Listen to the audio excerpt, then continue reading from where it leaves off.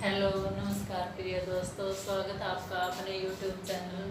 दोस्तों, आज का हमारा जो विषय है वो क्या है? संस्कृत।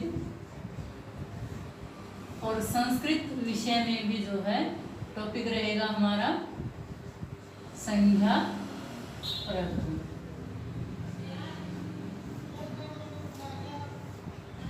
दोस्तों, आपने देखा है कि जैसे संस्कृत ग्रामर की ही हम यदि बात लें तो वहाँ पर कुछ टॉपिक करवा दिए जाते हैं, कुछ छोड़ दिए जाते हैं। हमें ये नहीं पता होता कि प्रश्न जो है वो एग्जामिनर हमें जो है कहाँ से पूछ रहा है और किस प्रकार से क्वेश्चन हमारे सामने रख रहा है। तो इन सभी चीज़ों को ध्यान में रखते हुए हम चलो थोड़ी ही जो है प्रश्नों के बारे में डिस्कशन कर लेते हैं। आपने दोस्तों देखा होगा जैसे रचनाओं से संबंधित रचनाएं आपसे पूछ लेता है, ये किसकी रचना है, या उपनाम पूछ लेता है। अब ये यदि बात करें हम तो ये हमारा किस में चला जाता है? साहित्य में चला जाता है। लेकिन यदि हम बात करें जैसे कुछ पुस्तकें हैं हमारी अष्टाध्यायी, लघु सिद्धांत, कौमुदी,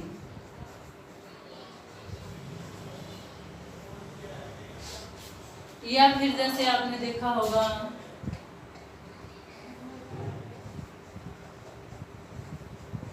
महाभाष्य है, वार्तिक है आदि। तो जो हमारी अष्टाध्यायी रचना है दोस्तों, आप सभी जानते हैं अष्टाध्यायी हमारी ग्रामर की जो पहली पुस्तक है वो पाणिनि द्वारा रचित है। लघु सिद्धांत कौमुदी जो आज के समय में हम पढ़ रहे हैं, इसको जो प्रवेशिका माना किसकी?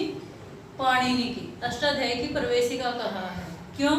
क्योंकि जो है अष्टाध्यायी को अच्छे से समझने के लिए हमें जो है किसको पहले पढ़ना चाहिए? लघु सिद्धांत कौमुदी। इसके अलावा जैसे दोस्तों एक क्वेश्चन हमारा यहाँ से बनता है, मंगलाचरण।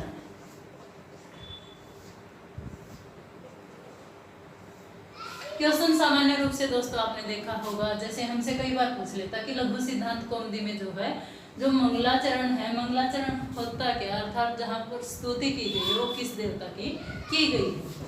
तो मंगलाचरण जो है यदि हम बात करें लघु सिद्धांत कौमुदी की, तो लघु सिद्धांत कौमुदी का जो मंगलाचरण है वो किसके लिए है? सरस्वती के लिए।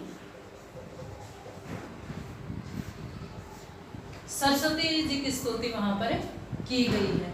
ये हम कुछ सामान्य सी चीजें होती हैं जिनको हम छोड़ देते हैं, लेकिन एग्जाम में बहुत बार जो है ये चीजें हमारे सामने आती हैं। अब जैसे महाभाष्य है, किसकी रचना है? वार्तिक है, किसकी रचना है?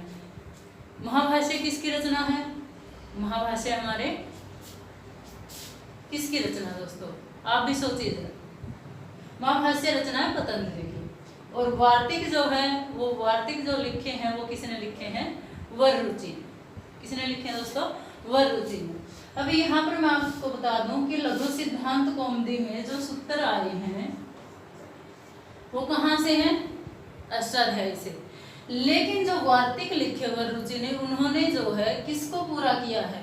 जो कार्य हमारे सूत्र पूरा नहीं कर सकते उन कार्य को पूर्ण करने के लिए जो है किसकी रचना की गई है? वार्तिक में। दोस्तों, हम अपने चैनल पर जो है संस्कृत और हिंदी से संबंधित जो प्रतियोगी परीक्षाओं में पूछे जाने वाले प्रश्न हैं उनसे संबंधित जो है अध्ययन करेंगे, जिसमें आप किसी भी एग्ज़ाम की तैयारी जैसे एसटेट, सीटेट, नेट आदि से संबंधित तैयारी कर सकते हैं। तो दोस्तों, जैसे आपने देखा है कि प्रतियोगी परीक्षा में आज के टाइम में जो कंपटीशन है बहुत ही बढ़ता जा रहा है। तो इन सभी चीज़ों को ध्यान में रखते हुए हमने जो है इस चैनल को प्रारंभ किया है, क्योंकि बहुत सारे वीडियो देखने के बाद मन में बार बार यही क्वेश्चन उठता है कि क्यों ना हम कुछ ऐसा करें जो कि एग्ज़ाम के अनुसार हो। तो यदि हम बात करें किसी भी एग्ज़ाम को लेकर के, तो सबसे पहले क्वेश्चन यही उठता है, क्या पढ़ें, कैसे पढ़ें, क्या नहीं करें, क्या करें, कितना टाइम दें। तो इन सब चीज़ों को देखते हुए हम जो है आज अपना टॉपिक जो है प्रारंभ करते हैं। तो हमारा जो टॉपिक है, सबसे पहले हम संस्कृत विषय पर पढ़ेंगे। और संस्कृत विषय में यदि आप देखेंगे तो सबसे पहले हमारा संस्कृत ग्रामर का विषय रहेगा संज्ञा प्रकरण।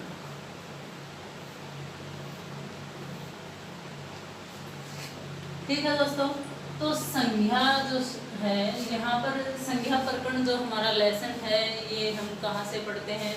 वैसे तो हमारी जो रचना है ग्रामर की, संस्कृत की सर्वप्रथम जो रचना है वो है अष्टाध्यायी, जो कि किसकी रचना है, पाणिनि।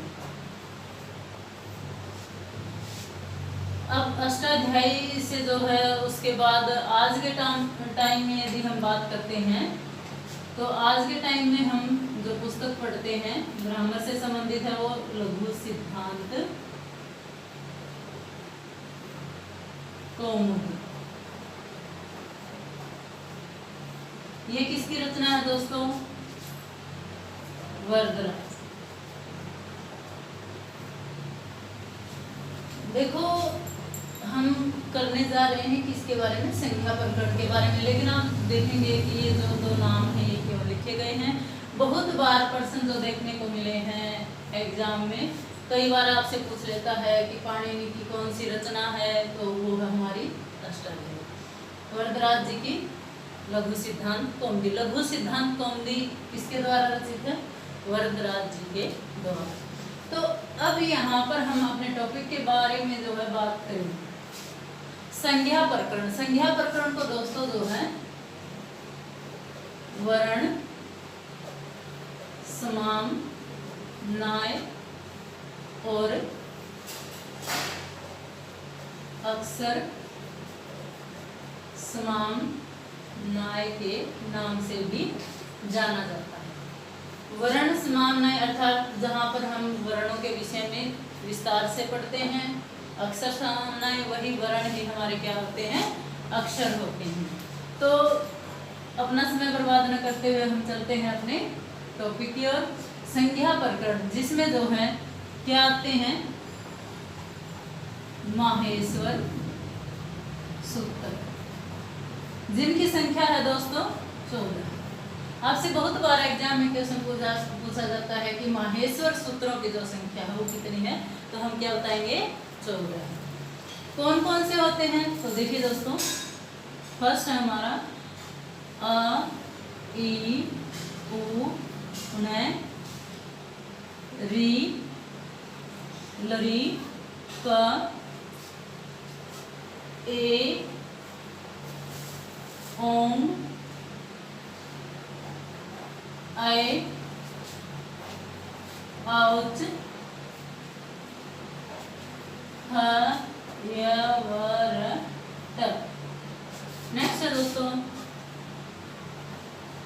लण।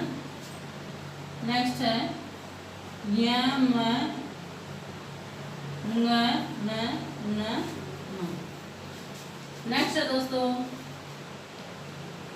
झ, भ, य। नेक्स्ट है घ, ढ, सॉरी ध, श। नेक्स्ट है ज, ब, ग, ड, ग, श। नेक्स्ट है दोस्तों ज, ब, ग, ड, ध, श, सॉरी